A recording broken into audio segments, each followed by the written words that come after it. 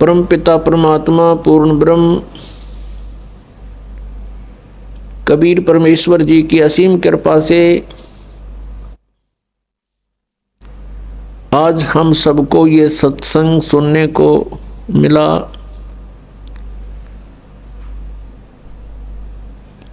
बहुत ही पुण्यकर्मी प्राणी को मनुष्य शरीर प्राप्त होता है,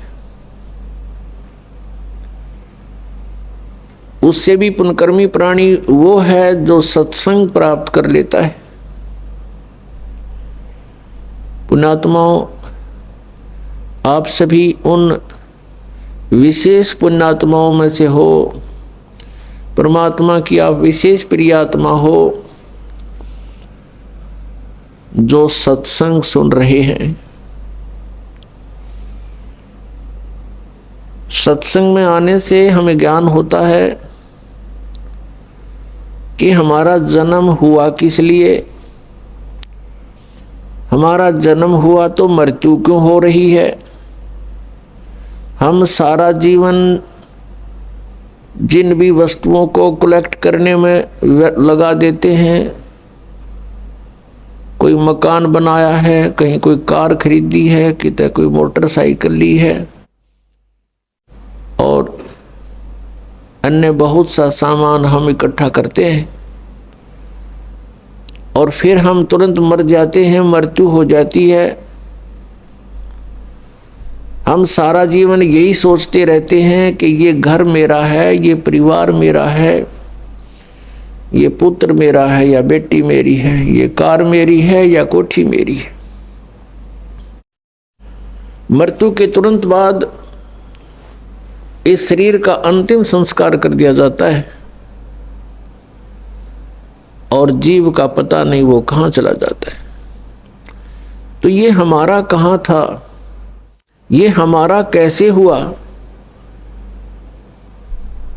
ये प्रत्येक प्राणी को ये ज्ञान है कि मृत्यु बहुत बुरी चीज है और सभी मृत्यु से डरते हैं और मृत्यु कंपलसरी।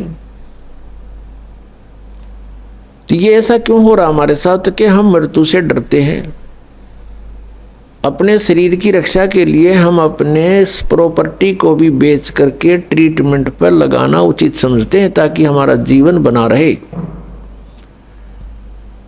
और सब कुछ करने के उपरांत भी एक दिन मृत्यु होनी ही होनी है। और ये मृत्यु हमें बिल्कुल खटकती है, कतई नहीं अच्छी लगती। इसका कारण क्या है? कभी माइंड पर थोड़ा बहुत हम विचार करने की सोचते, वजन डालते हैं तो कोई विकल्प नजर नहीं आता था, क्योंकि हम देखा करते थे कि जिनको हम भगवान मानते हैं वो भी मरे, श्री राम श्री कृष्ण, और उनकी मृत्यु देखी जाए तो बहुत आम व्यक्ति से भी गलत ढंग से हुई। भगवान श्री रामचंद्र जी ने सरयू नदी में जल समाधि ली जीवित। भगवान श्री कृष्ण जी के पैर में विषाक्त तीर मार के उनका वध हुआ। तो अब हम सोचने पर विवश हो चुके कि ये ऐसा क्यों हो रहा है। पहले तो हम इतना वजन नहीं देते थे क्योंकि हम सोच लेते थे मृत्यु होगी, लेकिन अभी नहीं। कोई 20 वर्ष का है, कोई 30 वर्ष का है, वह सोचता अभी थोड़ा मरना। मेरी तो 60, 70, 80, 90 वर्ष की उम्र बताते हैं, और जो 80, 90 तक पहुंच चुके हैं उनसे पूछकर देख लो, वो भी नहीं चाहते मृत्यु हो। कहते हैं अभी तो और 10-20 वर्ष है, 100 वर्ष तो जीते ही हैं, और कभी भी मृत्यु हो जाती है तो हमारा जो एस्टीमेट था वो गलत हो गया। तो हमारा एस्टीमेट एक जीव का एस्टीमेट है, अप्रोक्सीमेशन है। तो इसके लिए हमने परमेश्वर के द्वारा दिए गए उस ज्ञान पर चलना पड़ेगा, तभी हम सफल होंगे। अब हम मृत्यु को बिल्कुल पसंद नहीं करते, मृत्यु हो रही है। इसका कारण क्या है? क्योंकि हम ऐसे स्थान से आए हुए हैं जहां मृत्यु नहीं होती थी। और वृद्ध अवस्था भी वहां नहीं थी। प्राणी मनुष्य जीवन प्राप्त करके बुढ़ापा पसंद नहीं करता और कंपलसरी मृत्यु पसंद नहीं करता, कंपलसरी होगी। तो ये वहां नहीं थी जहां से हम आ गए अपनी गलती करके।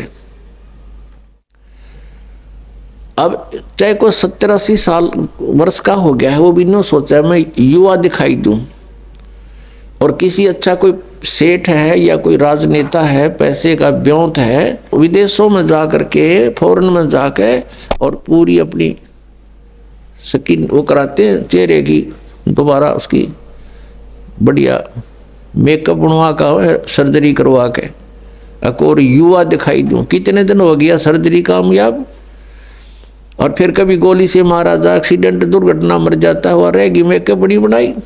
तो जो हमने इस मिट्टी से लाभ लेना था उसका हमने पता नहीं चला, इसको कैसे सदुपयोग करें।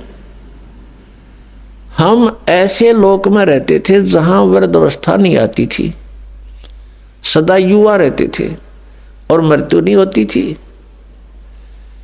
और जब तक हम उस स्थान पर नहीं जालेंगे तब तक ये रोग कटे नहीं या समस्या समाधान हो नहीं सकता। उसके लिए जानकारियां सत्संग में बताई जाती है। क्या बताया जाता है?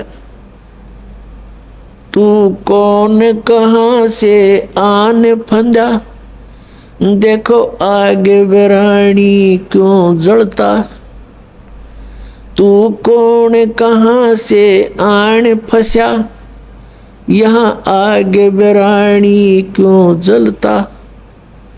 चल थीर करूं अवगत नगरी, जा चोर सुहंगम अजब ढूरता। क्या बताते हैं कि तू कहां से आके फंस गया और यहां बिरानी आग में जल रहा है। और परमात्मा कह रहे हैं कि चल तुझे वहां ले चलता हूं जहां जीव कभी नहीं मरता। उस लोक में चलो जहां जाने के बाद फिर कभी मृत्यु नहीं होगी। वो सत्यलोक है। सत्यलोक से हम सभी आए हुए हैं। और यहां हम कैसे आगे,